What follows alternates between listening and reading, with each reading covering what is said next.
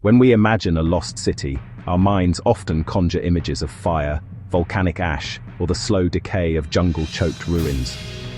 We think of Pompeii, buried in an instant, or Angkor Wat, abandoned to the forest.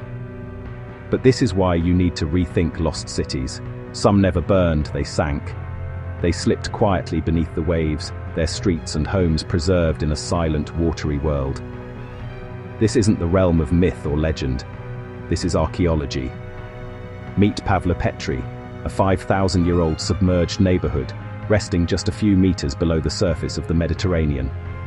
It is the oldest known submerged city in the world, a complete urban landscape from the Bronze Age, frozen in time.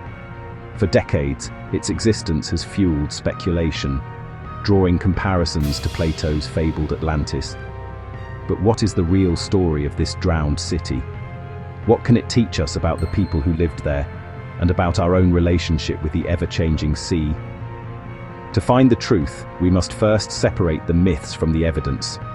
Our journey begins not with ancient legends but with maps, data, and the meticulous work of underwater archaeologists.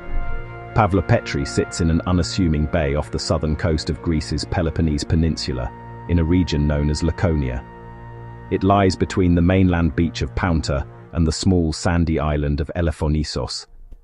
Today, it's a tranquil spot, popular with swimmers and boaters, many of whom are completely unaware of the ancient metropolis just beneath their feet.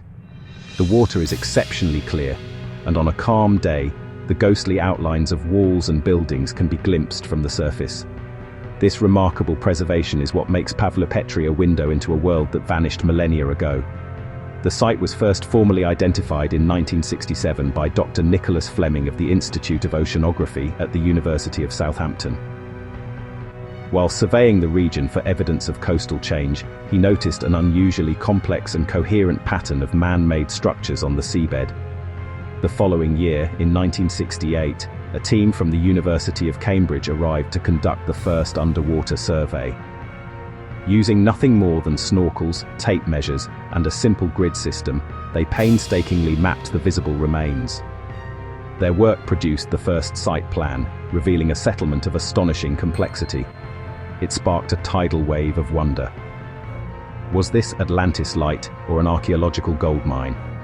The initial map showed at least 15 distinct buildings, courtyards, and a network of streets, all belonging to a prehistoric era. The discovery was groundbreaking, but for nearly 40 years, the site lay largely unstudied, its full story waiting to be told. So, let's establish the timeline. Modern archaeological work, which resumed in earnest in 2009, has confirmed that Pavlopetri's story spans thousands of years. The earliest evidence of occupation dates to the final Neolithic and early Bronze Age, around 3500 BCE.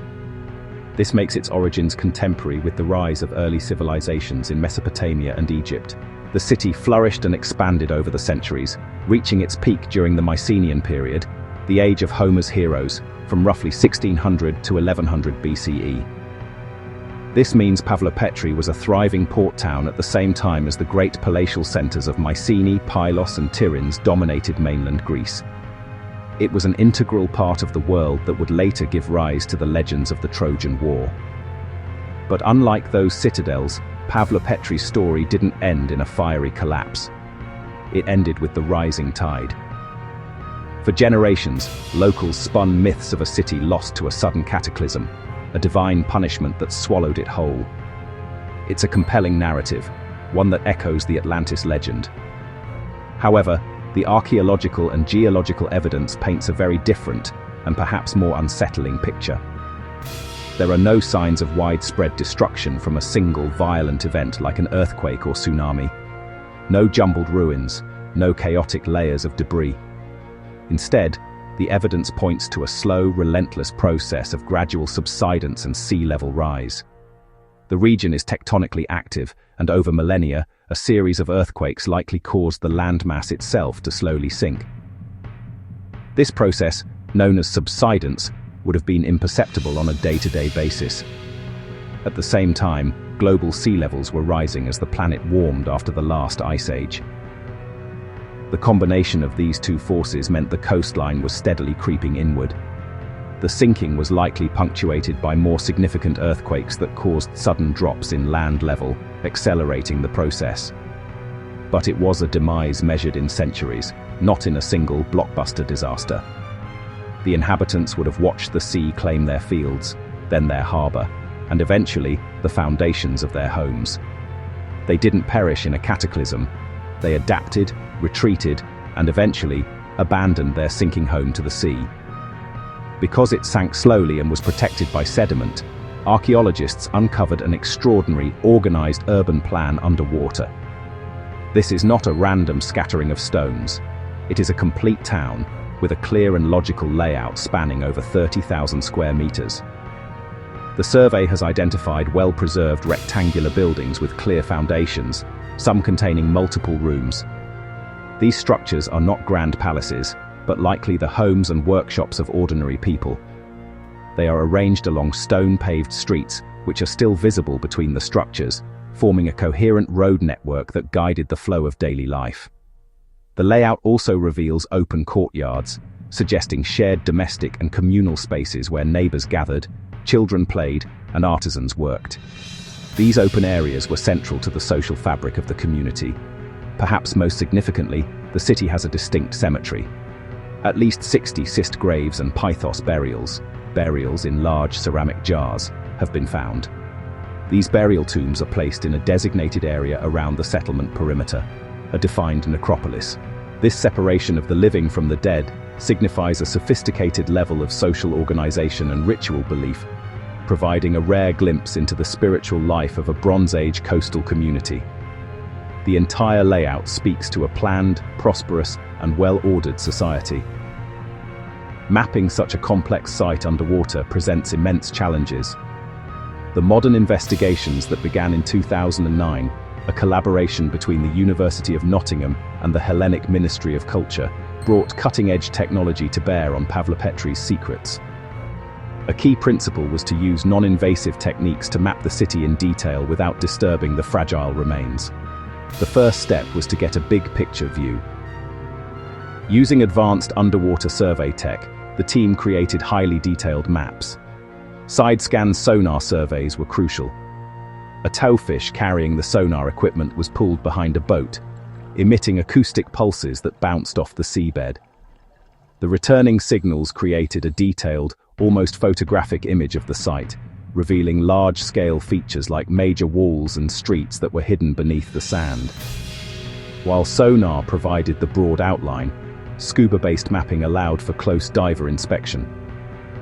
Teams of archaeological divers meticulously recorded individual features, verifying the sonar data and adding a layer of human observation.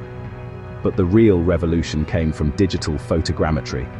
By taking thousands of high-resolution overlapping photographs of the ruins from different angles, custom software could identify common points and stitch the images together.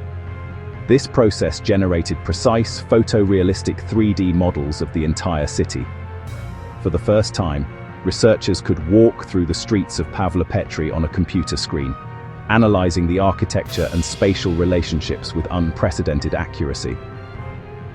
This digital twin of the city is an invaluable tool for research, conservation, and public outreach, preserving the site for future generations. While mapping reveals the structure, targeted excavations are needed to understand the life of the city. Small, carefully chosen trenches yielded a treasure trove of artifacts. Thousands of pottery shards were recovered, which are essential for dating the site and understanding its trade connections. Archaeologists also found tools used in daily maritime life, such as stone anchors and fishing net weights, confirming the city's deep connection to the sea. Obsidian blades, loom weights for weaving textiles, and grinding stones for processing grain paint a picture of a diverse and self-sufficient economy.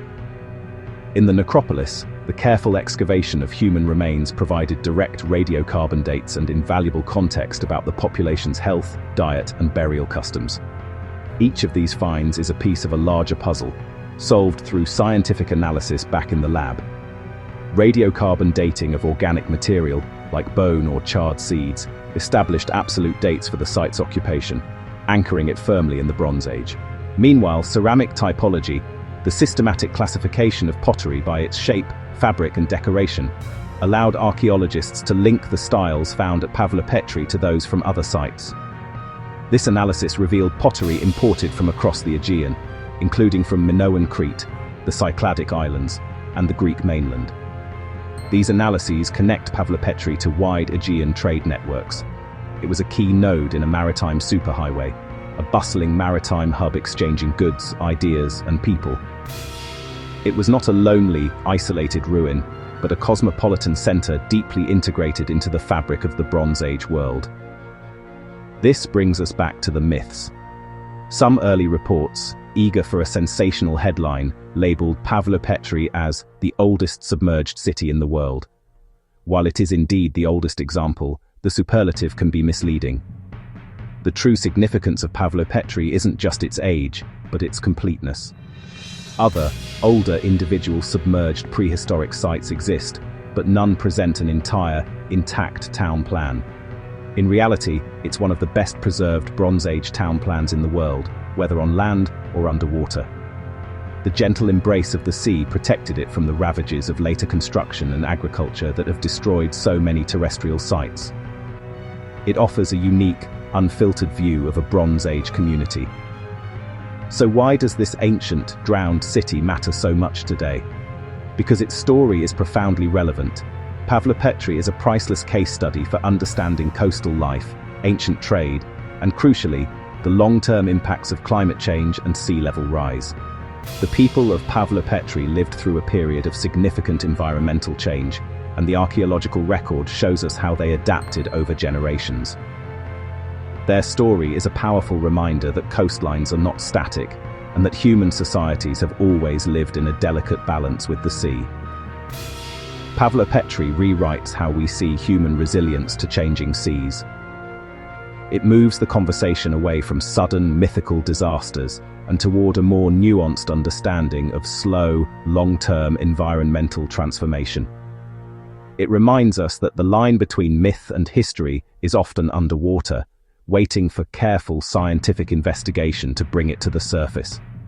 The city is now a UNESCO-protected underwater cultural heritage site, a testament to its global importance. The work at Pavlopetri demonstrates how technology can unlock the secrets of the past without destroying it, setting a new standard for marine archaeology. It is a story not of a lost civilization, but of a resilient one, whose legacy is preserved for us to learn from. Curious? Dive into the research, not literally. The publications and digital models from the Pavlopetri Underwater Archaeology Project offer a deeper look into this remarkable site, allowing anyone to explore the streets of the world's oldest submerged city